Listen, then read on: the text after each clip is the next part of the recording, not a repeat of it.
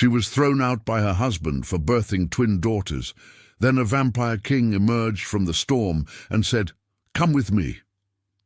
The winter wind in Ravenwood cut through flesh like a dull blade, slow and merciless. Snow fell in thick curtains, burying the cobblestone streets beneath layers of white silence. Street lamps flickered with ghostly blue light, casting long shadows that stretched and twisted across frozen ground. On a weathered bench at an abandoned carriage stop, a young woman sat collapsed against the iron armrest. Her body curled protectively around two small bundles pressed against her chest. Her dress, thin, blood-stained, meant for the warmth of a manor house, clung to her like a shroud. A tattered red bag lay half-buried in snow beside her feet. Her breath came in shallow clouds. Her fingers, blue-tinged and trembling, clutched the scraps of cloth wrapped around her newborn daughters. She could feel their small bodies shivering against her. She could hear their weak, desperate cries. Her name was Ara Quinn. She had stopped thinking of it as hers 2 days ago when her husband screamed it at her like a curse before dragging her into the snow. Useless, worthless. You gave me nothing but girls. Hi, my beautiful family. Thank you for sticking around with me through our trying times. I really appreciate your love and support. We're finally back again to give you many more beautiful stories. If you're already hooked in for today's story and ready to enjoy it, click subscribe and let me know in the comments where you're watching from, because tomorrow I will be giving you another story just as interesting as this one, and you don't want to miss it. Now, let us begin. The words still rang in her skull, sharper than the cold. Damon Rusk had torn her daughters from her arms, studied them with disgust, then hurled them back into her chest. The impact had stolen her breath. The cruelty had stolen something deeper. Take your useless brood and get out. That had been hours ago, or perhaps a full day. Time had blurred into a fog of pain and cold. She had walked the frozen streets, stumbling over ice, her body still bleeding from childbirth. No one had opened their doors. No one had looked her way. Now she sat alone, waiting. She couldn't cry anymore. The tears had frozen on her cheeks long ago, leaving salt tracks that burned in the wind. Her lips were cracked, her vision blurred. The cold had seeped so deep into her bones that she no longer shivered. She looked down at the tiny faces barely visible beneath the cloth. Leora and Marin. She had named them in secret, whispered the names as Damon raged. He had never asked. "I'm sorry," she breathed, her voice breaking. "I'm so sorry." She had tried. She had wanted to be enough. But her body had betrayed her, or so Damon claimed. She had given him daughters when he demanded a son. She had failed the one test that mattered, and now her daughters would die because of it. Because of her, the wind howled. Frost crept up the iron bench, spreading like skeletal fingers. Her eyelids grew heavy. The cold wasn't so bad anymore. It feels almost warm now, soft. She let her eyes close. This is how it ends. Then the wind changed. The air shifted, not colder but different, electric, heavy. The snow stopped falling in her immediate circle, hovering mid-air as if held by invisible hands. Ara's eyes opened. Hoofbeats echoed through the empty street, impossibly clear despite the storm. A carriage emerged from the white curtain of snow, black lacquered wood, silver filigree, wheels that glided soundlessly over ice. It stopped in front of her. The door opened, but no one stepped out. Instead, footsteps approached from the side. Slow, measured, purposeful. Ara's breath caught. Her figure materialized through the swirling snow, tall, cloaked in emerald and silver, with pale hair that seemed to glow against the darkness. His coat billowed like wings. His boots made no sound on the frozen ground. Then she saw his eyes, red, glowing softly in the storm. Not human. Not mortal. She should have been terrified. She should have screamed, pulled her daughters closer, begged for mercy. But something about the way he moved, careful, restrained, stilled her panic. He stopped a few feet away, studying her. His gaze moved from her bloody dress to the bundles in her arms, then back to her face. His expression shifted, something she had not seen in years. Concern. For a long moment, neither of them spoke. The storm raged around them. But here, in this small circle, the world felt suspended. Then he moved. He knelt. A king, because she could feel it in the way the air bowed around him, knelt in the snow before her. His voice, when it came, was low and impossibly gentle. "You should not meet death tonight." Ara stared at him, her cracked lips parting, but no sound emerging.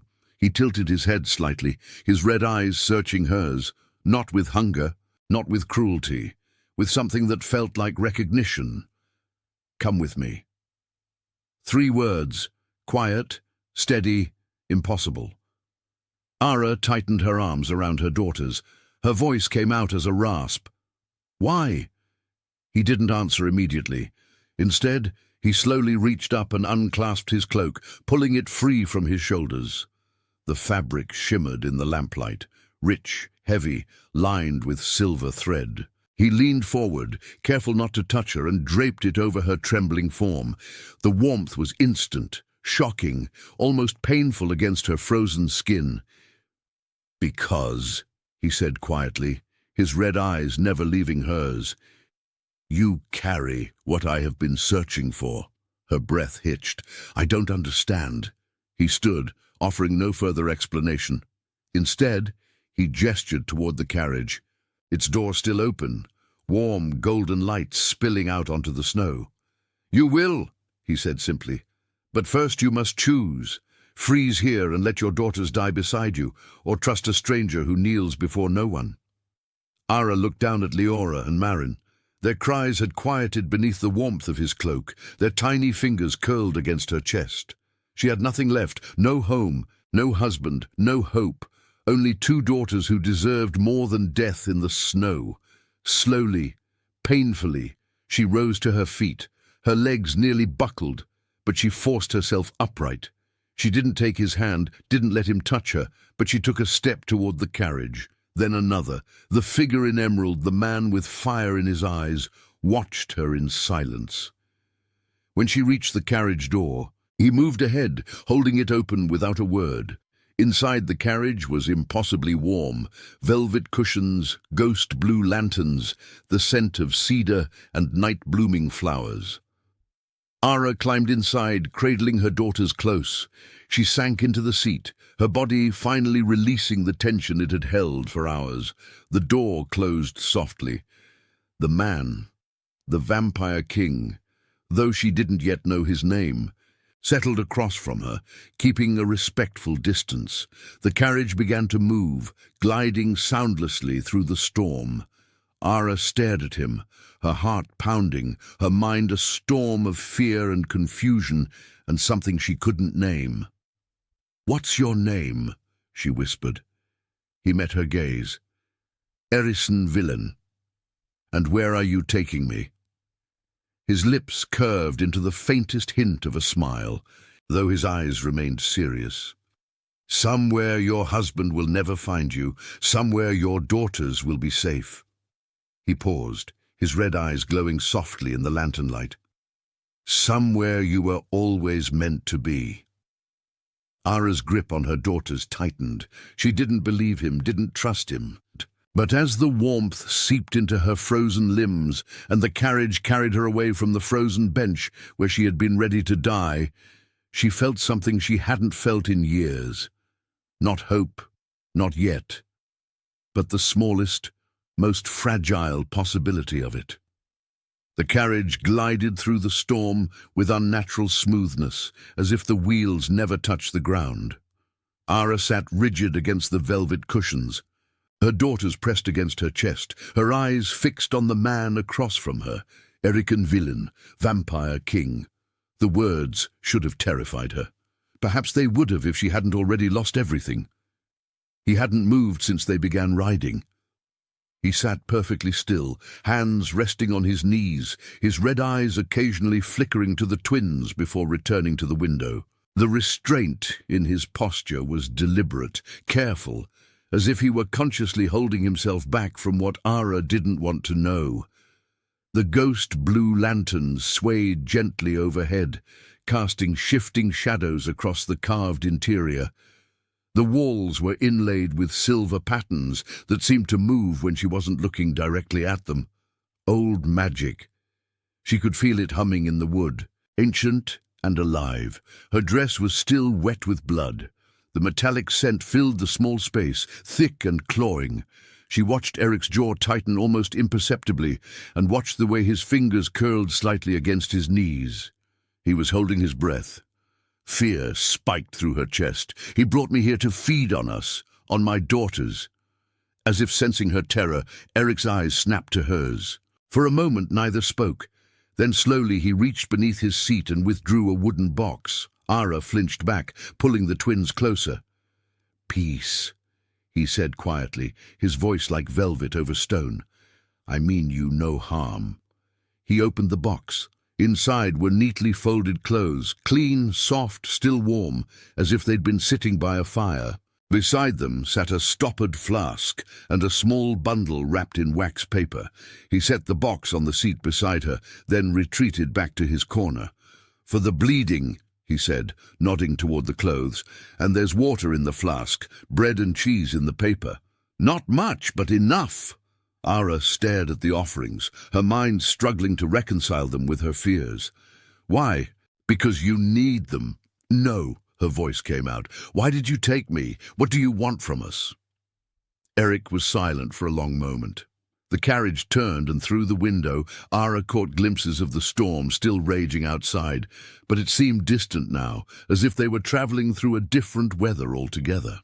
"I have been searching," he said finally, "for a woman who would bear moon-marked twins." Ara's breath caught. "Moon-marked? Beneath their swaddling," Eric continued, his gaze steady. "Your daughters carry symbols, faint crescent-shaped. Most would never notice them, but I would. I have waited centuries for them." Her arms tightened around Leora and Marin. "You're taking them." "No."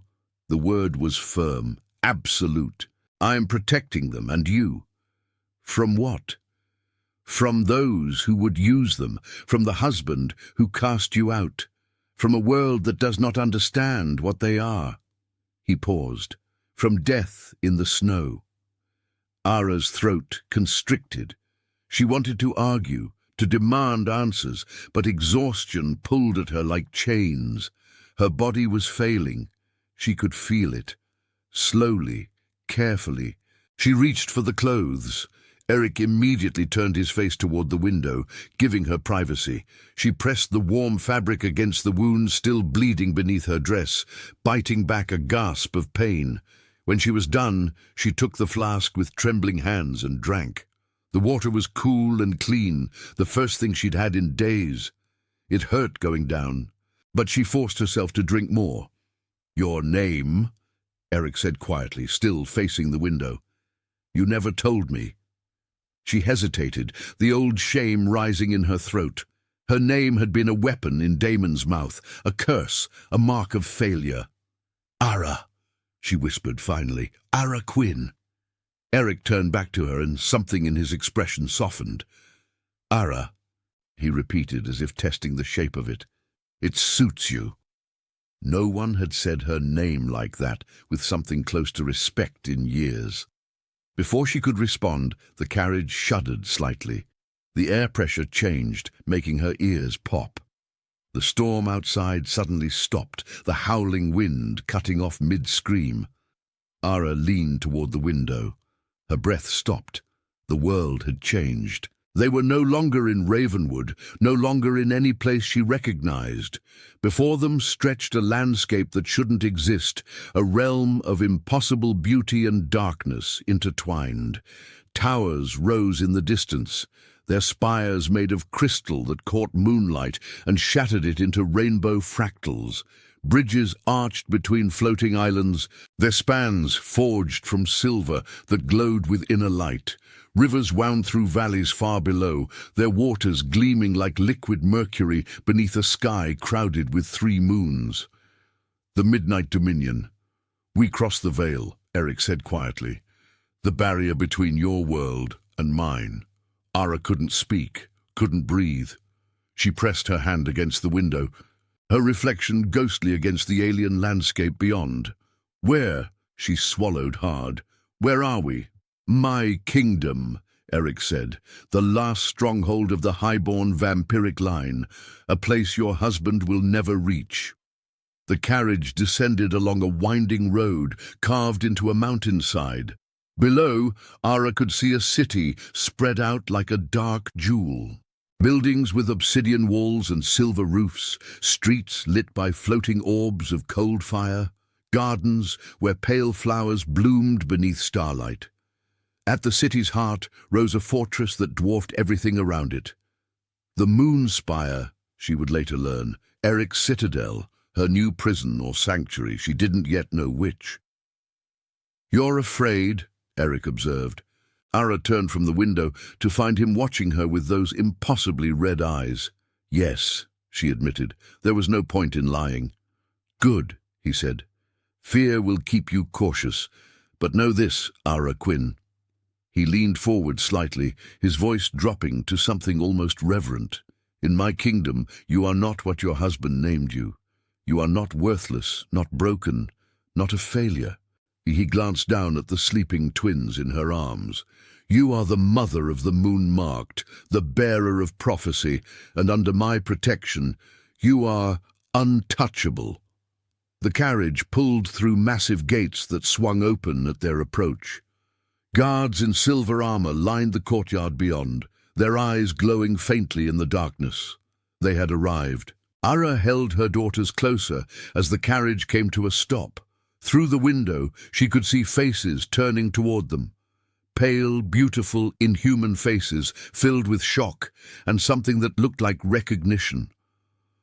"What happens now?" she whispered. Eric stood, ducking slightly beneath the carriage roof.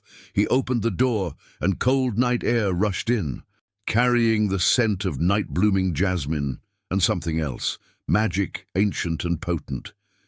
He turned back to her, offering his hand. "Now," he said quietly, "you begin again." Ara didn't take Eric's hand. She couldn't. Her arms were locked around her daughters, her body still trembling from cold and blood loss and the impossible reality of where she now stood. Instead, she gathered what remained of her strength and climbed down from the carriage on her own, her bare feet touching stone that thrummed with ancient power.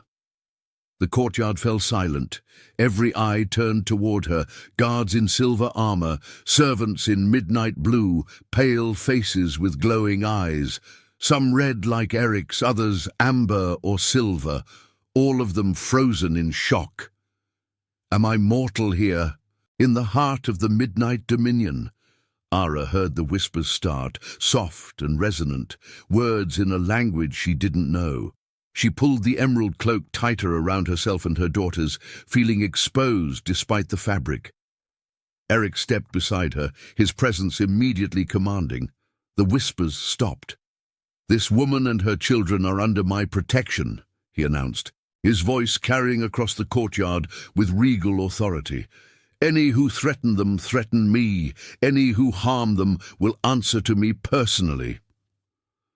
The weight of his words settled over the assembled crowd like a blade. Heads bowed, fists pressed to chests in salute, but Ara saw the doubt in their faces, the confusion, the barely concealed hostility.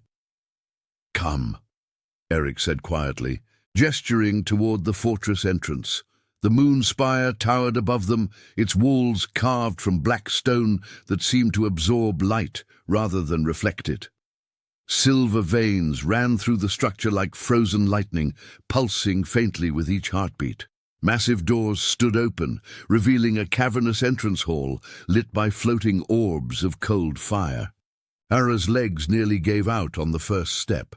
Eric moved as if to catch her, then stopped himself, maintaining that careful distance. Instead, he gestured, and two female servants appeared, young-looking with kind faces despite their inhuman features. "Take her to the eastern chambers," Eric commanded. "Summon Maina immediately and send for hot water, clean clothes and food." "Yes, my lord." they murmured in unison. One of them, dark-haired with silver eyes, approached hesitantly. "May I help you, mistress?" "Mistress? Not a prisoner? Not an intruder?" Ara nodded weakly, allowing the woman to support her weight as they moved through the entrance hall. She caught glimpses of impossible architecture, staircases that spiraled upward into darkness, halls that seemed to extend farther than the walls should allow, tapestries depicting battles between creatures of nightmare and legend. They climbed a wide staircase, then another, finally reaching a corridor lined with arched windows. Through them, Ara could see the city below, its lights twinkling like captured stars. The eastern chambers were larger than Damon Rusk's entire bedroom had been. A four-poster bed dominated the space, its dark wood carved with lunar phases, velvet curtains, a fireplace already burning with blue-white flames that gave off heat but no smoke. Doors leading to other rooms. "A bathing chamber," the servant explained. "And a nursery." A nursery. Ara's throat tightened. She had never been given a nursery for her daughters. Damon had forbidden it. "Please sit," but the servant urged, guiding her to a cushioned chair near the fire. "Maina will be here soon. She's our finest healer." Ara sank into the chair, exhaustion finally overwhelming her. Leora and Marin stirred against her chest, making small sounds of distress. She rocked them gently, whispering reassurances she didn't believe. The door opened.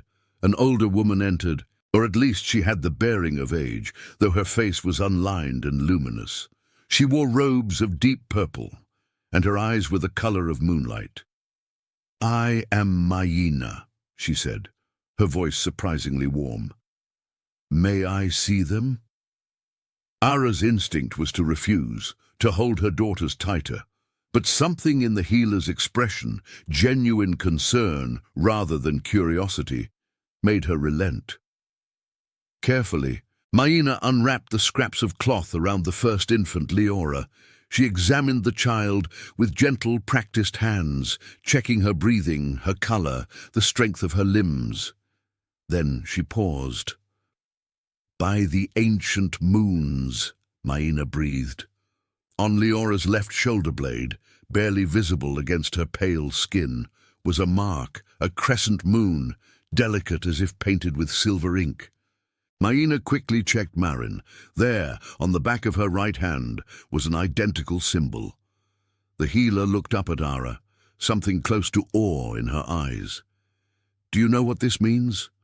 Eric had mentioned a prophecy. Ara's voice failed. Maina nodded slowly. "The Lunar Bearer, a mortal woman who would birth moon-marked twins during the reign of the last highborn king. Children who would bridge the mortal and immortal worlds. Children who would either save us all or destroy us." "Destroy?" Ara's arms tightened around her daughters. "They're infants. They're innocent. All prophecies are double-edged, child." Maina began rewrapping the babies with clean, soft cloth. "But know this, you have given birth to something extraordinary. These marks are not simply symbols. They are conduits for power older than this realm itself." Before Ara could respond, a deep bell tolled somewhere in the fortress. 3 resonant notes that seemed to vibrate in her bones. Mina's expression tightened. "The Night Council has been summoned." An hour later, Ara stood in a circular chamber at the heart of the Moonspire, feeling every bit the intruder she was. Mina had cleaned her wounds, given her a simple but elegant dress of midnight blue, and woven her tangled hair into a loose braid. The twins slept in a bassinet beside her, watched over by the silvery servant. Around her, the Night Council assembled, 12 figures, each radiating power that made the air shimmer. Some looked young, others ancient. All of them watched her with expressions ranging from curiosity to open contempt.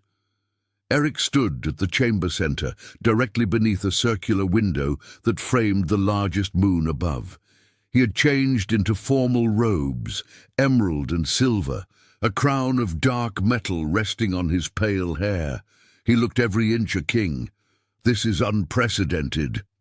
A male voice cut through the murmuring. The speaker was tall, with angular features and eyes like chips of amber. "A mortal here. You risk everything we've built, Eric." "I risk nothing, Councillor Theron," Eric replied coolly. "I will fulfill prophecy." "Prophecy?" A woman with ice-white hair laughed bitterly. "Myths to comfort ourselves. This changes nothing." "It changes everything." Eric gestured toward the bassinet. "Look at them. The moon marks are genuine. This is the lunar bearer."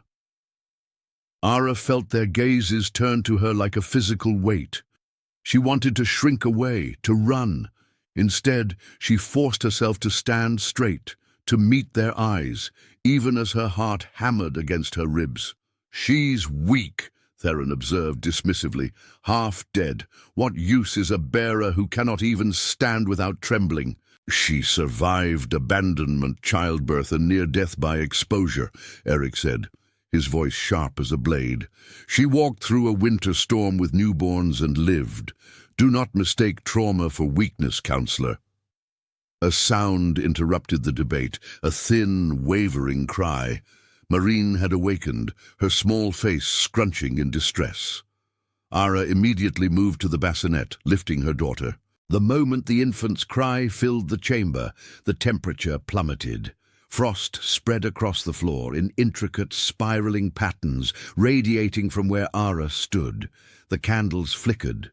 Ice crystals formed on the stone walls. Beautiful and terrible. The council stepped back in shock. "Impossible," Maïna whispered. Ara rocked Marin gently and the crying softened. The frost stopped spreading but didn't melt. Leora awoke then, and when she opened her eyes fully for the first time, they reflected the moonlight streaming through the window above, silver and luminous. Eric moved closer, studying the frost patterns on the floor. They weren't random. They formed shapes, constellations, words in an ancient script, prophecies written in ice. When he looked up, his expression had changed. The careful distance was still there, but beneath it she saw something else, recognition, understanding, and something that looked almost like fear. "They're reacting to the Dominion's magic," he said quietly, "drawing power from the realm itself as newborns." He turned to the council. "The prophecy is real. The question is whether we will be wise enough to embrace it or foolish enough to deny it." The chamber fell silent. Finally, Theron bowed his head reluctantly but genuinely. "Then let it be so," he said. "The lunar bearer is recognized." But as the council dispersed and servants escorted Ara back to her chambers, she caught Eric watching her from across the room. His red eyes glowing in the darkness, troubled and intense. For the first time in centuries, the Vampire King felt something he thought he'd buried with his dead mate. Hope. And it terrified him. For the first time in 3 days, Ara slept in a bed. The mattress was soft, the blankets warm, the room protected by stone walls and ancient magic. Her daughters lay in their bassinet nearby, breathing peacefully. She should have felt safe. Instead, she dreamed. Damon Rusk's face loomed over her, twisted with rage, his hand raised, the crack of impact against her cheek, her body hitting the floor. "You're worthless, broken. Can't even give me a son." Blood on the bathroom tile, pain tearing through her abdomen. Her hands reached for something, someone who was already gone. "I should have thrown you out months ago." The door slammed, the lock clicking. His footsteps walked away while she bled alone. Cold snow, his hands ripping her daughters from her arms. Ara woke up screaming. She bolted upright, gasping for air, her heart hammering so violently she thought it might burst. Her hands flew to her chest, checking for wounds that were no longer there. Sweat soaked her nightgown despite the cool air. The twins stirred but didn't wake. Their small chests rose and fell peacefully. Ara pressed her palms against her eyes, trying to slow her breathing, trying to remind herself where she was.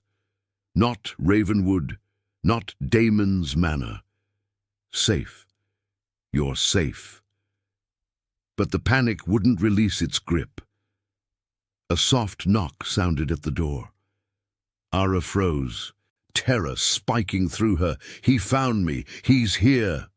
Eric's voice low and careful. May I enter? Not Damon. Eric. She tried to speak but couldn't form words. The door opened slowly. He hadn't waited for permission, but he moved with deliberate caution, staying in the doorway, his hands visible and empty. He wore simpler clothes now, the formal robes discarded. Just dark trousers and a loose shirt, his pale hair falling across his shoulders. Without the crown and regalia, he looked less like a king and more like what he truly was, something ancient and weary. I heard you, he said quietly. The whole fortress heard you. Shame burned through her chest. I'm sorry, I didn't mean to. Don't. The word was firm but not harsh. Don't apologize for fear. Don't apologize for pain. He remained in the doorway, maintaining that careful distance. She noticed he didn't breathe, or if he did, it was so subtle she couldn't detect it. Reducing her scent, she realized, protecting her even now. Do you want me to leave? He asked. Ara looked at him. Really looked at him. At the tension in his shoulders, the concern in his red eyes, the restraint it must cost him to stand so still. No, she whispered. Stay, please. Eric moved into the room, but stopped several feet from the bed. He settled into the chair near the fireplace, his posture relaxed but alert. Tell me about him. Who? The man who did this to you. Ara's hands twisted in the blankets. She'd never told anyone. Damon had made sure she had no one to tell, but something about the darkness, the quiet, the presence of someone who asked without demanding, made the words rise like poison finally being drawn from a wound. His name was Damon Rusk, she began, her voice hollow. We were married for 3 years. He chose me because I was young and quiet and had no family to interfere with. He wanted an heir. That was all. Eric listened without interrupting. When I didn't conceive immediately, he blamed me, called me barren, broken. The words tasted like ash.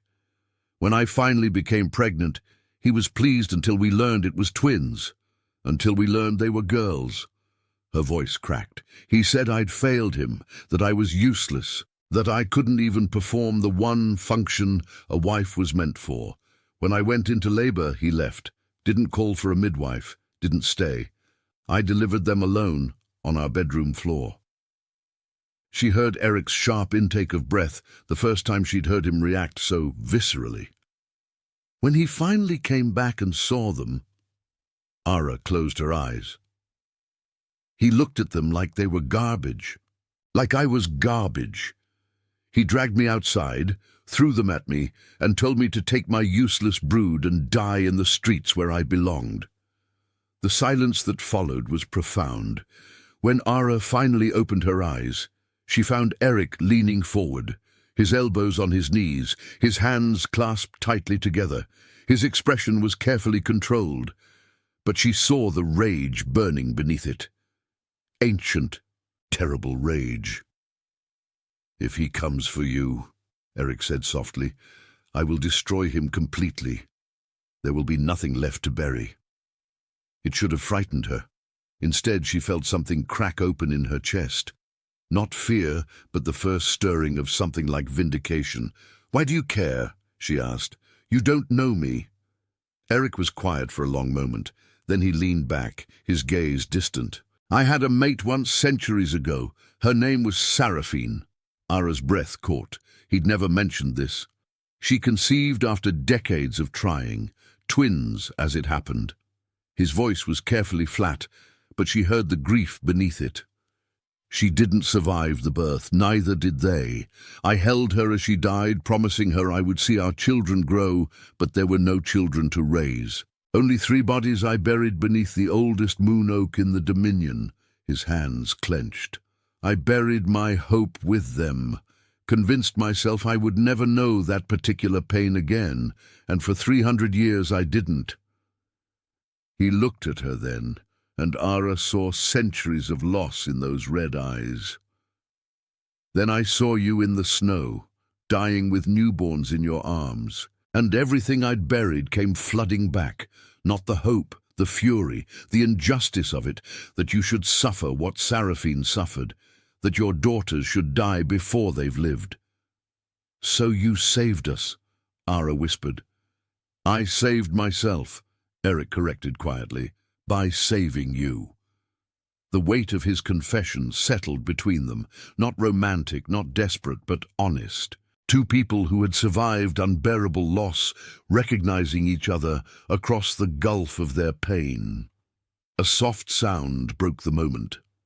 Marin stirred in the bassinet, making small whimpering noises. Before Ara could move, the moonlight streaming through the window brightened, focusing on the bassinet like a spotlight. The silver glow wrapped around Marin gently, and the infant quieted immediately, soothed by the light itself. Both Ara and Eric stared. "She's manipulating moonlight," Eric murmured, "at 3 days old." Then Leora woke, and the shadows in the corners of the room stretched toward her like curious fingers, not threatening, playful almost. The darkness coiled around the bassinet's posts, forming shapes, animals, flowers, dancing figures. "And Leora commands shadow," Ara breathed. "They're so small. How is this possible?" "They're not entirely mortal anymore," Eric said, standing slowly and approaching the bassinet with reverence. "They're becoming something between worlds. The prophecy spoke of this. Children who would bridge the mortal and immortal realms. They're literally embodying that bridge." Ara joined him, looking down at her daughters. Fear and awe warred in her chest. Will they be safe? Will this power protect them? "If you teach them to wield it," Eric glanced at her, "and if you learn to wield your own." Maïna saw the aura you manifested when the council gathered, the frost that spread from your daughter's cries. His expression was serious. "You're changing too. The prophecy didn't speak only of the twins. It spoke of their mother, the lunar bearer. You're becoming something more than you were." Ara looked down at her hands, turning them over in the moonlight. They looked the same, but she felt different, stronger, less breakable. "I don't know how to be strong," she admitted. "Strength isn't something you learn," Eric said quietly. "It's something you survive into. You've already proven yours. You just haven't recognized it yet." He moved back toward the door, that careful distance reasserting itself. But before he left, he paused. "You're not worthless, Ara Quinn. You're not broken. You never were." His red eyes met hers steadily. "And anyone who made you believe otherwise deserves the death I will give them." He left before she could respond, the door closing softly behind him. Ara stood in the moonlight with her daughters, feeling the truth of his words settle into her bones. For the first time since Daemon had thrown her into the snow, she believed she might survive this. More than survive, she might actually become who she was meant to be. Daemon Rusk stared at the empty carriage stop where he'd last seen his wife collapse into the snow. Days had passed. The street cleaners had swept away the evidence, the blood, the scraps of cloth, the small indentations where a woman and 2 infants had lain dying, but there was no body. "She should be dead," he muttered, pacing the frozen cobblestones. "She should have frozen before dawn." His steward, a nervous man named Garrett, shifted uncomfortably. "Perhaps someone took her to the charity hospital." "My lord, I checked every hospital, every morgue, every poorhouse in 3 districts. Daemon's hand clenched into a fist. "She vanished along with those brats." He should have been relieved. The problem had solved itself. Wife and unwanted daughters gone, leaving him free to remarry someone useful. But something gnawed at him, a persistent unease he couldn't name. "There's a woman," Garrett said hesitantly, "a seer. She operates from the Crimson Moon Tavern in the Eastern Quarter. They say she can track anyone, living or dead. Damon's lip curled. Charlatans and con artists. Perhaps, but you've exhausted conventional methods, my lord. The Crimson Moon Tavern reeked of cheap ale and desperation. Damon wrinkled his nose as he descended the stairs to the cellar where the seer allegedly worked. The walls were draped with moth-eaten velvet, candles casting dancing shadows across cluttered tables covered in bones, crystals, and arcane symbols drawn in chalk. The seer herself was younger than he expected, perhaps 30, with dark eyes that reflected candlelight like a cat's. She didn't look up when he entered. "Damon Rusk," she said flatly, wondering where his discarded wife has gone. "How did you—" "I'm a seer. It's what I do." She finally raised her gaze to his. "The question is, do you really want to know? Because the answer will cost you more than gold." Damon pulled a heavy purse from his coat and dropped it on the table. "Find her. Find them." The seer opened the purse, examined the contents, then swept it aside as if it were nothing. She gestured for him to sit. From a leather pouch, she withdrew a blackened mirror, its surface rippling like liquid. She held it over a candle flame, whispering words in a language that made Damon's skin prickle. The mirror's surface cleared, showing not a reflection, but an image. Ara, but not the broken, bleeding woman he'd cast out. This Ara wore elegant clothes, stood in a fortress of black stone and silver, and held his daughters, no, the daughters, with a confidence he'd never seen in her. "She lives," the seer said, "and she is far beyond your reach." "Where?" Damon demanded. The seer's expression darkened. "She has crossed into the Midnight Dominion, the realm of the vampires." Damon's blood went cold. "That's a myth, children's stories." "Is it?" The seer tilted the mirror. The image shifted, showing the twins, but their eyes glowed faintly and strange symbols marked their skin. "Your daughters carry moon marks, ancient signs of power. They are the bridge between mortal and immortal worlds. Prophesied children worth more than all the gold in your miserable estate." Damon's mind raced. Power, leverage, access to a vampire realm meant access to their magic, their resources, their centuries of accumulated wealth and influence. "How do I get them back?" The seer smiled, and it wasn't kind. "You don't. Not alone.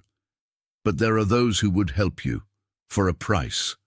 Rogue vampires, exiled from the Dominion, hungry to reclaim what they've lost.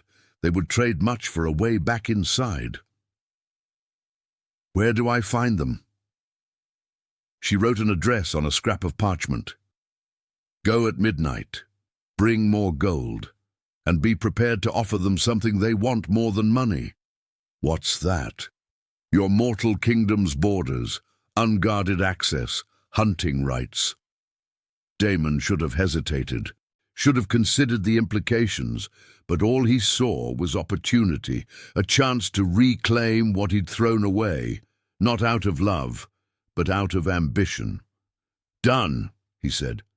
Ara's muscles burned as she held the defensive stance Eric had shown her. They stood in a private training courtyard beneath the largest moon, surrounded by walls that absorbed sound and ensured privacy. "Again," Eric instructed, his voice patient but firm. She'd been training for 6 days now. At first, she could barely stand for more than a few minutes. But something in her head awakened. The same power that had manifested as frost patterns, now focusing into something more controlled. "Feel the moonlight," Eric said, circling her slowly. "It's not just illumination. It's energy, power. Draw it into yourself." Ara closed her eyes, reaching for the sensation she'd felt when protecting her daughters, the cold fire in her chest, the connection to something vast and ancient. Her hands began to glow with silver light. "Good," Eric murmured. "Now release it. Not as an explosion, as an extension of your will." She pushed, and the light formed a barrier in the air before her, translucent, shimmering, solid enough to block Eric's testing strike. "Excellent!" Pride colored his voice. "You're progressing faster than I expected." The light fading, she was breathing hard, but felt stronger than she had in years. "I have to, for them." She glanced toward the window of her chambers, where Maina watched over the sleeping twins. Eric moved closer, not quite as distant as he'd been that first night, but still careful. "You're doing this for yourself as well. You know that?" "Yes. I don't know what I know anymore." Ara flexed her glowing fingers. "A month ago I was a wife who couldn't do anything right. Now I'm apparently prophesied to stand beside a vampire king." "Prophecies are guidelines, not commands," Eric said quietly. "You don't have to be anything you don't choose to be." She looked at him, really looked at him. Over the past week she'd learned the small details, how he tilted his head when considering something, the way his expression softened when he spoke of Seraphine, the restraint it cost him to be near her blood scent, but never once make her feel threatened. "Why are you so kind to me?" She asked suddenly. Eric was silent for a long moment. "Because kindness was denied to both of us when we needed it most. And because—" He stopped himself. "Because," Ara prompted, "because you remind me that hope can exist even after it's been buried for centuries." The weight of his words hung between them. Ara felt something stir in her chest. Not love, not yet, but the fragile beginning of trust. Before she could respond, a sharp bell rang out across the Dominion, 3 urgent peals that sent ice through her veins. Eric's head snapped up, his expression transforming from gentle to deadly in an instant. "The alarm ward, what does it mean?" "It means someone has breached the Veil's outer boundary." He was already moving, his hand going to the blade at his hip. "Someone is trying to force their way into the Dominion." Ara's blood went cold. "Damon." Eric turned to her, his red eyes burning. "Can you fight?" Every instinct screamed at her to say no, to hide, to let someone else handle the danger. But she thought of her daughters sleeping upstairs, of everything she'd learned, of who she was becoming. "Yes," she said, and meant it. "Then come, we end this threat before it reaches your daughters." They ran through the fortress halls as guards mobilized around them. Through the windows, Ara could see the sky darkening unnaturally, storm clouds gathering where moments before there had been stars. At the throne room, Councillor Theron was already waiting, his face grim. "The Veil is tearing along the eastern boundary," he reported.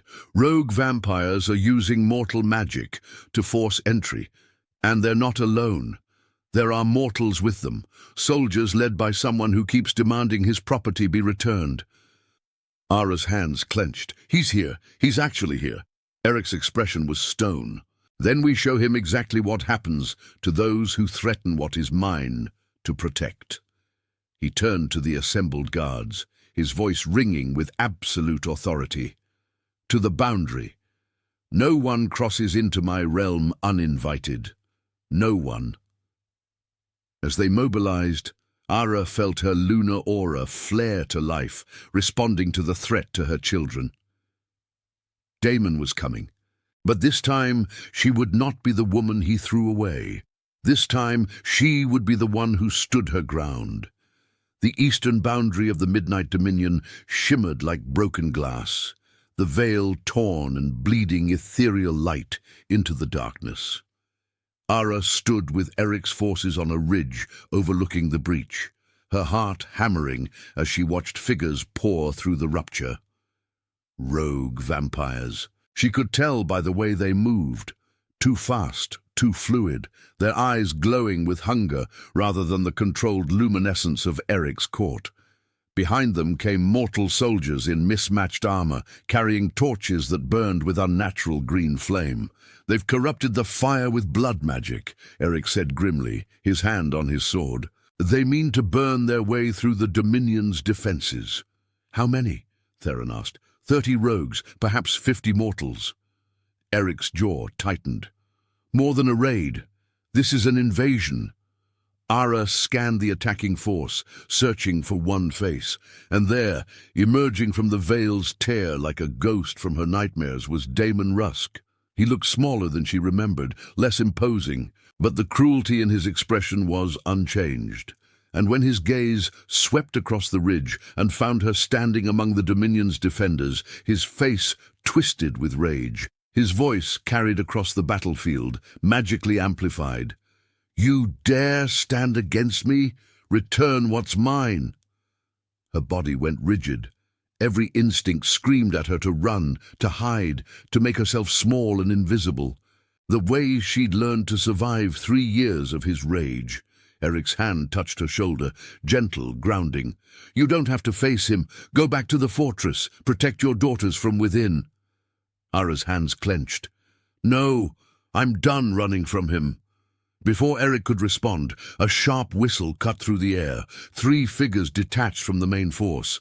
Rogues moving with terrifying speed, bypassing the battle line entirely, heading straight for the fortress. "Assassins!" Theron snarled. "They're going for the twins!" Ara's blood turned to ice. "No!" She was running before thought caught up to action, her body moving with a strength she hadn't possessed a week ago. Behind her, she heard Eric shouting commands, heard the clash of battle beginning, but all that mattered was reaching her daughters before the assassins did. The fortress loomed ahead. She burst through the entrance, taking stairs 3 at a time, her lungs burning, the eastern wing, the nursery, where Maina stood guard. She rounded the final corner and stopped. 3 rogues stood in the hallway. Maina lay crumpled against the wall, blood seeping from a wound at her temple, but still breathing. The nursery door hung open behind them. Inside, Ara could hear her daughters crying. "Stand aside, mortal," one of the rogues hissed. "We don't want you, just the marked ones." Something ignited in Ara's chest. Not fear, not panic, but rage, pure, molten, protective rage. "No." She stepped forward, placing herself between the assassins and the nursery door. Her hands began to glow with silver light. The rogues laughed. "You think that parlor trick frightens us? We've killed moon witches stronger than you. Then you've never met a mother protecting her children." The first rogue lunged. Ara raised her hands instinctively, and light exploded from her palms. Not a gentle barrier, but a blast of lunar fire that struck the attacker mid-leap. He flew backward, slamming into the stone wall hard enough to crack it, and didn't rise. The other 2 hesitated. Ara advanced, her aura blazing brighter. She could feel it now. The connection to the moons above, to the ancient magic woven through the Dominion, to the fierce love that burned in her chest for her daughters. It flowed through her like liquid silver, demanding release. "Leave," she said, her voice resonating with power she didn't recognize. "Leave, or I will end you." The rogues exchanged glances. Then they attacked together. Ara screamed, and her aura detonated outward in a dome of protective light. The assassins were thrown back like leaves in a hurricane, their bodies crashing through windows. Tumbling down staircases, the walls around her frosted over, ice spreading in intricate patterns that spelled out ancient words of protection. Then the power cut off like a snapped thread, and Ara collapsed to her knees, gasping. Footsteps thundered up the stairs. Eric appeared, sword drawn and bloodied, his expression fierce until he saw her kneeling in the hallway, surrounded by frost patterns and unconscious rogues. "The twins!" she gasped. "Are they—" She forced herself up and stumbled into the nursery. Leora and Marin lay in their bassinet, crying but unharmed, wrapped in a cocoon of shadows and moonlight that must have formed when Ara's power manifested. Relief hit her so hard she nearly fell again. "You did this?" Eric asked quietly, surveying the devastation in the hallway. "I didn't know I could." Her hands were still trembling. "I just knew I wouldn't let them take my daughters." Eric's expression shifted into something between awe and concern. The prophecies spoke of the lunar bearer having protective magic. But this, he gestured to the frozen walls, the shattered stone, this is beyond anything recorded. You're not just protecting them, you're channeling power that shouldn't be accessible to mortals. I don't care what I'm channeling. She lifted Leora, cradling her daughter close. I care that they're safe. A roar of fury echoed from outside. Daemon's voice twisted with rage. Eric moved to the window. Below, the battle had shifted. The rogue vampires were being driven back by the Dominion's forces. But Daemon stood at the Vale's tear, surrounded by corrupted flame, screaming, "Bring me my wife! Bring me those children! They are my property!" Ara joined Eric at the window, Leora in her arms. Looking down at Daemon, she felt something inside her finally, irrevocably break free from the chains he'd wrapped around her self-worth. "I was never your property," she whispered. Daemon's gaze snapped upward, finding her in the window, his face contorted. "You belong to me. You and those brats are mine by law." "No." Her voice was quiet, but carried on the wind with unnatural clarity. "I belong to myself. And these children belong to the future you tried to destroy." Her aura flared again, visible even from this distance. A column of silver light that rose from the fortress like a beacon. Daemon actually stepped back, fear flickering across his features. "This isn't over," he snarled. "I will return with more forces. I will tear down your fortress stone by stone.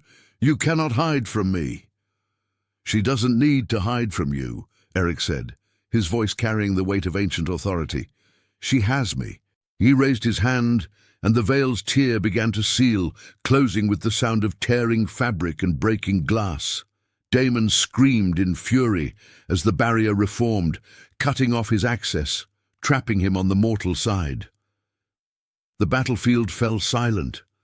Daemon's remaining forces, seeing their leader defeated and stripped of power, fled through the dying Vale. The Dominion's forces raised their weapons in victory. Ara's aura finally dimmed, exhaustion threatening to claim her, but this time, when she swayed, Eric caught her gently. "You did it," he murmured against her hair. "You saved us all." "We did it," she corrected, leaning into his strength. Above them, the blood moon began to fade, returning to silver as dawn approached. The battle was over, and Dara Quinn had finally, irrevocably, become free. The fortress was quiet in the aftermath of battle.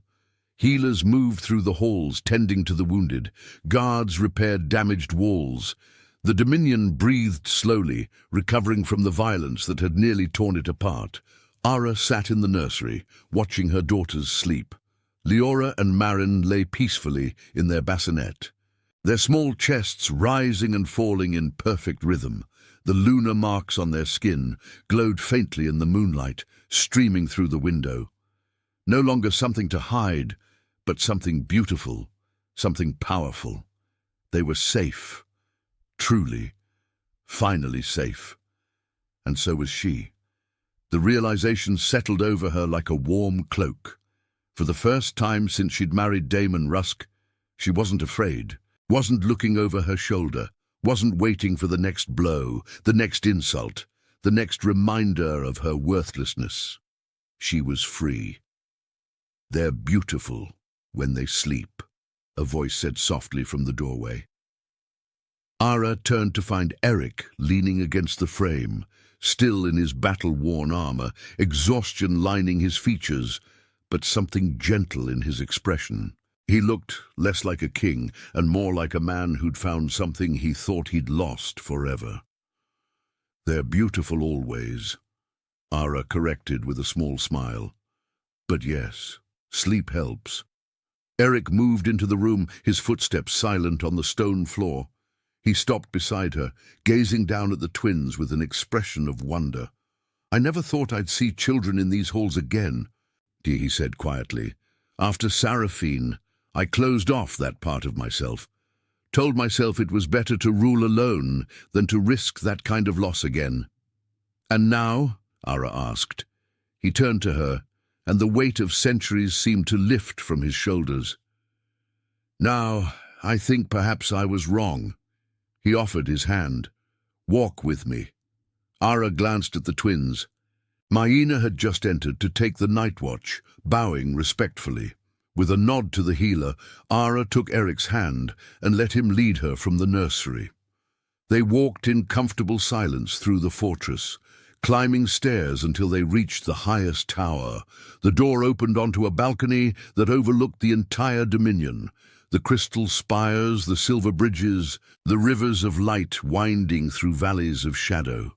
Above them, the three moons had returned to their natural silver, bathing everything in gentle luminescence. "I brought you here to ask you something," Eric said, turning to face her fully. Not as a king to a subject, not as a prophecy demanding fulfillment, but as a man to a woman he has come to. He paused, searching for words. Admire, respect, care for deeply. Ara's heart quickened. "You fulfilled the prophecy," Eric continued. "You've saved the Dominion. Your daughters are safe. You could leave now if you wished. I would open the veil for you, give you wealth, land, protection in the mortal realm. You've earned your freedom." "But," Ara prompted, sensing there was more. Eric took both her hands in his touch cool and steady. "But I'm asking you to stay, not as the lunar bearer, not as a vessel for ancient magic, but as Ara, the woman who fought when others would have broken, the mother who protected her daughters against impossible odds, the person who reminded me that hope can exist even in darkness." His red eyes held hers with devastating honesty. "Walk beside me. Share this realm with me. Let me stand beside you as you raise your daughters, not because prophecy demands it, but because I choose you, and I hope you might choose me." Ara felt tears prick her eyes, not from sadness, but from something she'd never felt before, being chosen, being seen, being valued for exactly who she was. "I spent 3 years being told I was worthless," and she said, her voice thick with emotion, "being told my only value was in what I could provide. You've never asked me to be anything but myself." "Because you are extraordinary," Eric said simply. "Then, yes." Ara squeezed his hands. "Yes, I'll walk beside you. I'll stay. Not because I need rescuing, but because I want to. Because you've shown me what partnership truly means." Eric's expression transformed, centuries of loneliness finally breaking apart, replaced by something that looked like joy. He lifted her hands to his lips, pressing a gentle kiss to her knuckles with a reverence that made her breath catch. "Then let me do this properly," he said. 3 nights later, under the full silver moon, the night court assembled in the grand hall. Every noble, every councillor, every citizen of rank stood witness as Ara Quinn walked down the center aisle. Her daughters carried in a ceremonial bassinet by Maina. She wore robes of midnight blue and silver, the colors of the Dominion, but the crown on her head was her own, forged from moonlight itself, gifted by Leora and Marin's combined magic. Eric stood waiting at the dais, resplendent in his formal regalia, his expression proud and tender. The rite was ancient, spoken in a language older than the Dominion itself, but its meaning was clear: acceptance, recognition, welcome. When it was complete, Eric turned to the assembled court. "The Lunar Bearer stands before you, not as a title, but as a woman who has earned her place through courage, sacrifice, and love. Ara Quinn is under my protection. She is my partner, and any who threaten her or her daughters threaten the crown itself." One by one, the nobles bowed, not to prophecy, not to destiny, but to the woman who had fulfilled it by being exactly who she needed to be. Councillor Theron, who had once opposed her, bowed deepest of all. "Long may you stand beside our king, Lunar Bearer." Ara looked out at the assembled court, at Eric beside her, at her daughters sleeping peacefully despite the ceremony. She thought of the woman she'd been, broken, abandoned, left to die in the snow. That woman was gone. In her place stood someone new, someone strong, someone chosen, someone free. As the court celebrated, Eric leaned close and whispered, "What are you thinking?" Ara smiled, holding her daughters close as moonlight streamed through the windows, illuminating everything they'd built from ashes and snow and impossible hope. "I'm thinking," she said softly, "that I'm finally home." And in the midnight dominion, under 3 silver moons, a family born of prophecy and forged in fire began their future together. The end.